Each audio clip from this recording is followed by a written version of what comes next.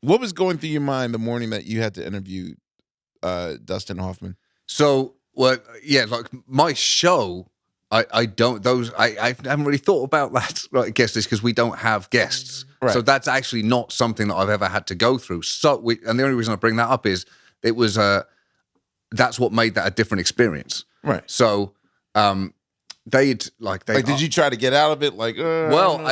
In a sense, I did. I offered them a chance for me not to do it because they'd asked me to do it months before. I don't do many of those things. Right. I don't think I'm going to be doing many of them.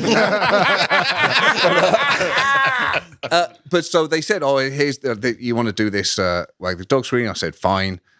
Then they said, "Oh, Dustin Hoffman might be there." So I said to them, "Oh, okay. If that's true, you might need to get someone else because I would need to ask him about something. So that's up to you." And they went, "Oh, I don't know, or maybe, maybe you won't be there." Then I find out week of, "Oh, we think he's going to be there." So then again, there's the sense of, okay, then it's you might need to get someone else unless you want to. If you have a problem with what I feel I would have to bring up, and they said no, it'll be fine. So then we're kind of locked in. Well, I could not turn up. I could just ghost the whole event, but that feels like a pretty monumental act of cowardice. Mm-hmm. Right. I did research. I thought about the best way to have a conversation. He'd already made a bullshit pseudo apologies written by a publicist. Yeah. Kind of de facto admission without quite crossing the line. I categorically deny. No, not that though. I'm sorry. No, you it feel that way. was the word. It was the what I sometimes categorically deny. I kind of got no problem with. That's a point of view. Right. But when I hear that, I know a publicist wrote it. Oh, sure, but at least then there is a firm ground of I am going to. This is. I'm going to die on this hill. It did not happen. Right. They took his statement through the publicist was more, I apologize to her if she felt upset. Mm-hmm. That's the stuff that this does not reflect who I am. That drives me nuts. Right. So I wanted to unpick that statement, and then it escalated from there. Is it like, all right, like that whole like I'll see you after class sort of thing, and you just sit in the corner and you're like, bam, was your heart racing or was I'll see you after class. That's not a level of bravado. As a high schooler, I capitulated in conversation. It was if there was ever, I'll see you after class. That you won't. I'll stay in the classroom. I'll wait you out. I'm not coming outside. I'll hide behind the teacher. But it could have gone either way though. Was there at least a hand switch? How do you? Oh yeah, it's horrible. How many? Horrible.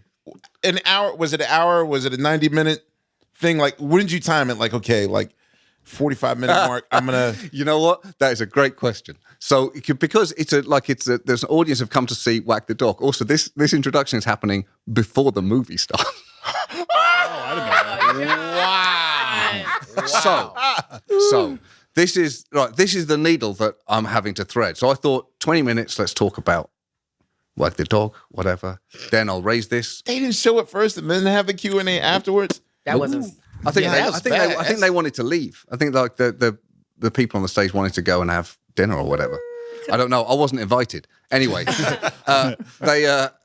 so I thought I talked about the movie for 20 minutes, half an hour, because that's what people have come to see. Raise this issue. We'll see how long that takes. 10 How'd you minutes. seg into it? God, I can't remember. Oh, I think actually it was a forced segue because I would be remiss if I didn't mention. No, it was actually he said something that was a little glib about. Also, you got to remember, Whack the Dog is a movie about spinning sexual harassment, right, and or assault within that. We don't know in that story that was then buried and not addressed, and the way that you could powerfully bury it. So there is a gigantic elephant in the room. The very fact that this is the movie that he's sitting there talking about, the fact that he or that anyone thought I wasn't going to bring it up is crazy to me. It kind of makes me think, how little do you think of me? Did he know? I'm not going to bring this up. No. Does he know? I mean, they could have told him at the beginning, like, he might want to talk about the issue, and he was like, okay. Did they tell him? Maybe. I have no idea. What I wanted with any of these issue, and they're all different. Right?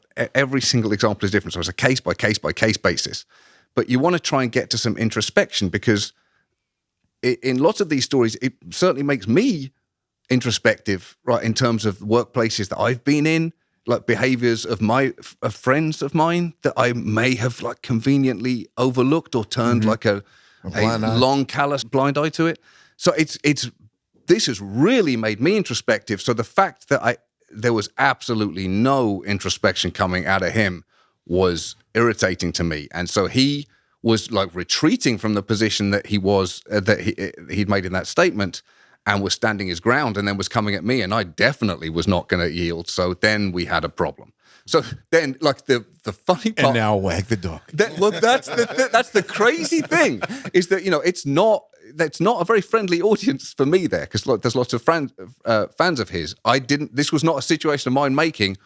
I personally don't believe that the problems were my questions; they were his answers. But there's still part of my head which is thinking, this kind of goes back to your early thing about thinking about what an audience wants. Right. What the audience wants at that moment is for the tension to stop and they can watch this movie, which is fine. And so I was thinking, okay, we've talked about this enough. Let's bend this back around. So I can't remember what it was, but I had a way to get back to talking about Wag the Dog. So we talked about that for another half an hour, but then he brought it back up because he wanted to go. Oh, wow. So I couldn't gauge the audience reaction though fully. Like, was there split? It was not her. I mean, it was or Freebird. Do you know what? Freebird would have been a great tension dissipating heckle. Yeah. Next time you do this, just put us in the audience and we'll just yell Freebird to get you out of it. Freebird. That's your safe word. Suprema.